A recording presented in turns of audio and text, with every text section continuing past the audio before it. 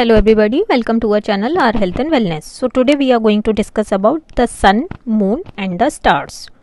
Class 3 का science या फिर सोशल स्टडी में ये चैप्टर अक्सर आ जाता है।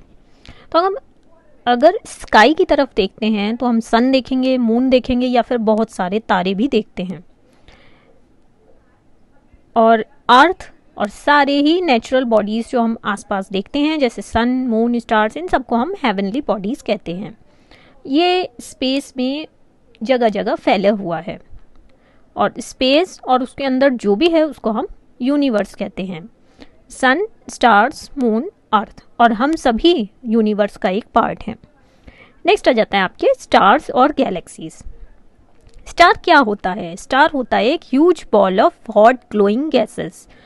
स्टार्स हमें हीट देते हैं, लाइट देते हैं। बहुत सारे स्टार्स आपस में मिलकर गैलेक्सी बनाते हैं। हमारे यूनिवर्स में बहुत सारी गैलेक्सीज हैं। हमारी अर्थ मिल्की वे नाम की गैलेक्सी का एक हिस्सा है और इस गैलेक्सी का कुछ हिस्सा हम आकाश में देख भी पाते हैं।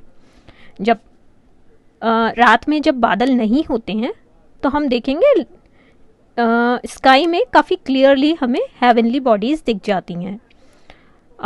मिल्की वे को हम आकाशगंगा भी कहते हैं। नेक्स्ट आ जाते हैं कॉन्स्टलेशंस। तो जो स्मॉल ग्रुप ऑफ स्टार्स होता है जो कुछ शेप बनाते हैं आपस में, उसको हम कॉन्स्टलेशन कहते हैं। कॉन्स्टलेशन एक्चुअली में रियल नहीं होते। पुराने समय में लोग शेप्स को इमेजिन करते थे और उनको एक नाम दे देते थे। कुछ वेल नोन कॉन्स्टलेशंस के नाम हैं ग्रेट बेयर, लियो या फिर अरियन, जिसको हम हंटर भी कहते हैं। नेक्स्ट आ जाता है सन। सन एक बहुत बड़ा स्टार है। अगर हम बाकी स्टार्स का कंपैरिजन करें तो सन हमारे काफ़ी पास है, इसलिए बहुत बड़ा भी दिखता है और बाकी स्टार्स से चमकीला भी दिखता है। बाकी स्टार्स की तरह सन भी huge amounts of heat and light देता है। बहुत सारे हेवनली बॉडीज़ सन के आसपास मूव करते हैं, इसको हम सन की फैमिली कहते हैं। और सन और उसकी फैमिली आपस में मिलके सोलर सिस्टम बनाते हैं। सोलर सिस्टम में सन आ जाता है, प्लैनेट्स आ जाते हैं और प्लैनेट्स के जो मून्स हैं वो आ जाते हैं। अब हम प्लैनेट्स के बारे में डिस्कस करेंगे। तो जो बड़ी राउंड हेवनली बॉडीज़ हैं जो सन के आसपास घूमती हैं उनको हम प्लैनेट्स कहते हैं।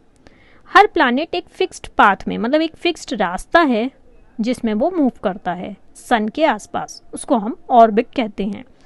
सोलर सिस्टम में 8 प्लैनेट्स होते हैं। सन के सबसे पास है मरकरी, फिर आ जाता है वीनस, फिर आती है Earth, then Mars, then Jupiter, then Saturn, then Uranus and then Neptune. तो जो पहले 4 प्लैनेट्स होते हैं वो बहुत छोटे हैं और रॉकी भी, और जो लास्ट 4 प्लैनेट्स हैं वो बहुत बड़े हैं लेकिन रॉक की तरह नहीं है अर्थ में। तो ये बहुत ह्यूज बॉल ऑफ गैस हैं जिनको हम गैस जाइंट्स भी कहते हैं। प्लैनेट सारे एक से नहीं दिखते। अर्थ स्पेस से अगर हम देखें तो ब्लू कलर की दिखाई देती है, मार्स रेड कलर का दिखाई देता है और सैटर्न के बहुत गोल गोल रिंग्स दिखाई देते हैं। जुपिटर सबसे बड़ा प्लैनेट है जबकि मरकरी सबसे छोटा प्लैनेट है।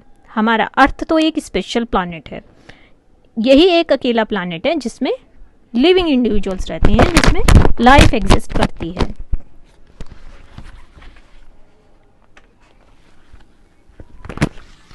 अब हम डिस्कस करेंगे सैटेलाइट्स के बारे में। तो ऐसे हेवनली बॉडी जो प्लैनेट के चारों तरफ घूमती है उसको हम प्लैनेट की सैटेलाइट कहते हैं या फिर मून कहते हैं। मरकरी और वीनस ऐसे प्लैनेट्स हैं जिनके पास मून्स नहीं हैं। बाकी सारे ही प्लैनेट्स सोलर सिस्टम में जो हैं उनके पास मून हैं। हमारी अर्थ का सिर्फ एक ही मून है, जबकि जुपिटर और सैटर्न ऐसे प्लैनेट्स हैं जिनके पास अपने अपने 60 मून्स हैं। मून्स के पास अपनी लाइट नहीं होती, वो सिर्फ सन की लाइट से ही शाइन करते हैं।